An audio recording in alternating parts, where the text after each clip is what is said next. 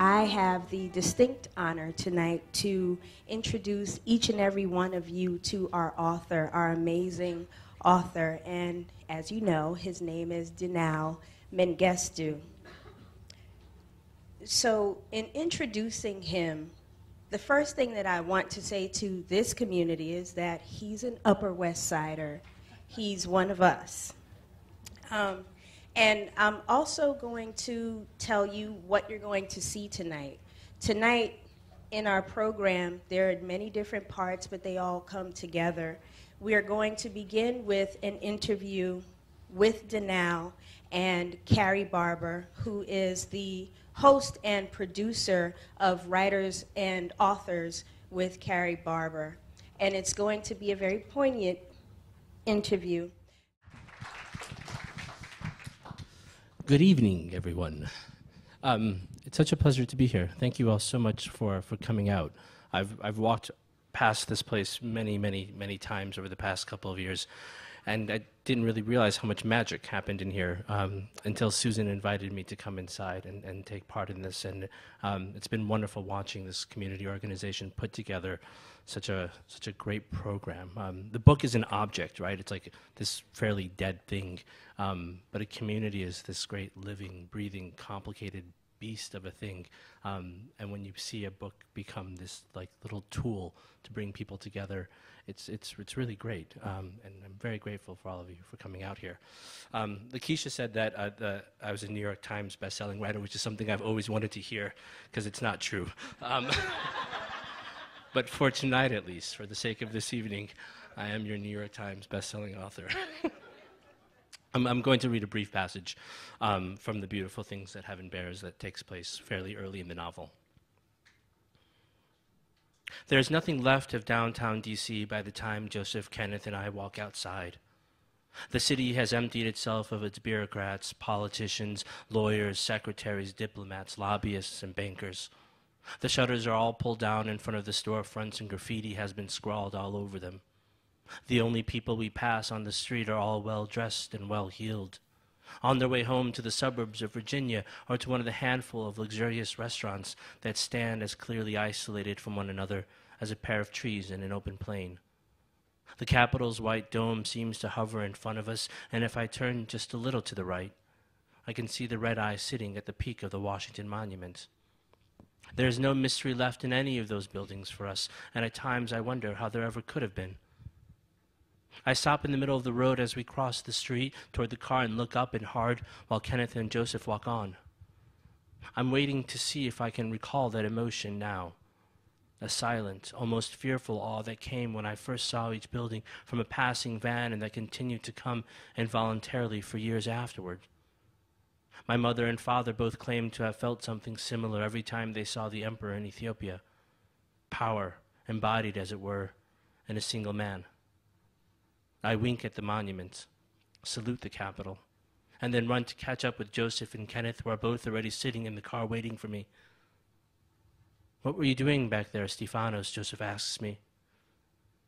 I shrug. I don't know what to tell him, but he gives me a grin that says he already knows. After we finish our shifts at the Capitol Hotel, the three of us spend our evenings perched on one of those benches across from the White House or on the tree-lined paths leading up to the Lincoln Memorial. "Look at those buildings," Joseph said once. I would have. And he stopped there, stuck in mid-sentence. It was one of the few times in all the years I've known him that he's ever been speechless. We rarely talked about the buildings explicitly, but I know that Joseph and Kenneth spent hours standing in front of Lincoln's massive figure seated on his throne with an indifferent gaze cast toward the city. During his first few months in America, Joseph memorized the Gettysburg Address off the memorial's walls and spent several nights watching the sun rise from its steps. It's been years since either of them has gone near those buildings, and how could you blame them?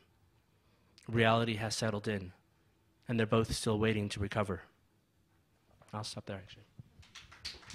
He's searching for home, as many immigrants are, and as many people are, because I think Judith, the white woman, I think she's searching for home too. I wonder if you can just talk a little bit about that drive, why you wanted to write about that, and whether you think it's sort of a universal human drive.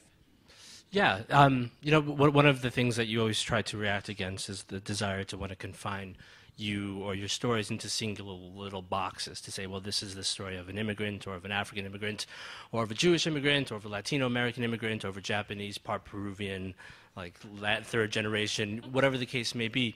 I mean, what it's always seemed to be about for me is this sort of desire for home. And when I think of what the immigrant narrative is, it's a more radical and more extreme form of having lost your home. And that sense of having lost your community and the place that you belong to isn't something that's at all distinct to immigrants, right? Like immigrants experience it in a more radical way and in a more immediate way.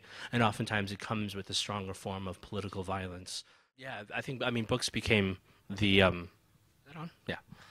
The thing that really saved me at some point in time in my life where, you begin to become somebody when you're like 16, where I wasn't sure that was the person I really wanted to be, and for complicated reasons because of race, because of economics, because of class, and where you grow up, you can see lots of different dangerous paths that you could have gone down, and books were my way out of that. My father was very insistent, of course, that I would always go to college and that I would always be, strive and be successful, but there's a period where that probably wasn't certain and definitely wasn't going to happen. And then a good friend of mine began to give me more books, and I began to read a lot of poetry. And for a long time, I didn't actually need that many friends. I had novels and I had stories with me, and that became my kind of lifeline to the world. Why is the protagonist so depressed? It doesn't seem he ever comes out of it except in moments. And then, does he keep the typewriter? There's a typewriter in the novel. It's not super important, but I don't know I would think he keeps it. There's this idea that characters are sort of depressed, and I think there's melancholy in life. People sometimes say, why don't you write happier books? And I'm like, 'cause that would just be boring, right? Like if I read a happy book, I'm like, so what happened? Everybody got everything they wanted. And I've always thought, well, some people, that's not how life actually works. I do think that that we all have loss in our lives, and that what I'm more interested in thinking about is how we sort of live and bear that loss. And melancholy for me isn't a bad thing. It's I can understand that it's like slightly frustrating perhaps to read, and for those of you who are reading it or stopped reading it, I know, I'm sorry. But I also think that melancholy becomes our access point to different forms of joy and more complicated forms of joy. If you're happy all the time, what do you really get to look forward to, right? Like everything's going great. They're just going to get better? I don't know. Like at some point, it's just like it all flattens it out. But I think if you're really kind of looking at yourself honestly, I think it's hard not to feel touched by certain moments of loss and grief that haunt you for longer periods, and to find a way to grant your characters and the ending is left to the reader really to decide whether it's happy or utterly tragic. I don't think it's utterly tragic as a clue. But I do think what you can give your characters is some more profound sense of like who they are, like a greater sense of realizing something about themselves. And that to me is joy. Like that's really great joy, is to know something about who you are that you didn't know at the beginning. And if that means having to struggle emotionally, that's a greater thing, right? Like I don't, and maybe I'm just not happy enough. I don't know. I am very happy, though. I'm like really happy. And here's our last audience question. How much of your book was conceived from the memories and stories you inherited from your parents? That's a great question. It's hard to draw the lines. There's, like the narrator's father dies in the novel, and that's not really, he's dead from the beginning, so you know that. But his name is Shibru, and that was the same name of my uncle who died in the revolution. I never knew my uncle. He died a year before I was born.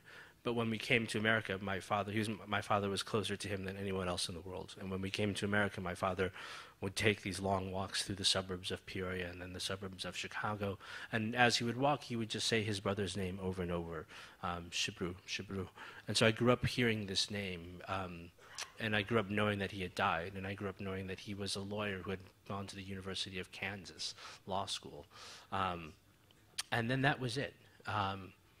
I knew my other uncle, who I did know growing up and lives in D.C., that he had left when he was 15, that he walked from Ethiopia to Sudan with a group of friends and was a refugee and made a fake passport and ended up in France and somehow got to America and lived in this housing complex with other Ethiopians. But I knew only these weird sketches of their lives. And there's this great story, or great line from Housekeeping by Marilyn Robinson, where she says, "Facts tell you nothing. If anything, it's facts that need explaining." And so I'd say I had all these facts, and I had all these political facts and historical facts. I did my research about when things happened in Ethiopia, but what I didn't never have was a narrative or an explanation for what those facts were. So those facts kind of formed the architecture of the story, and then the rest was the imagination that comes in. So. Great. Well, this was just such a pleasure, Dinaw Thank you. Mengestu. Thank you so much for this great conversation.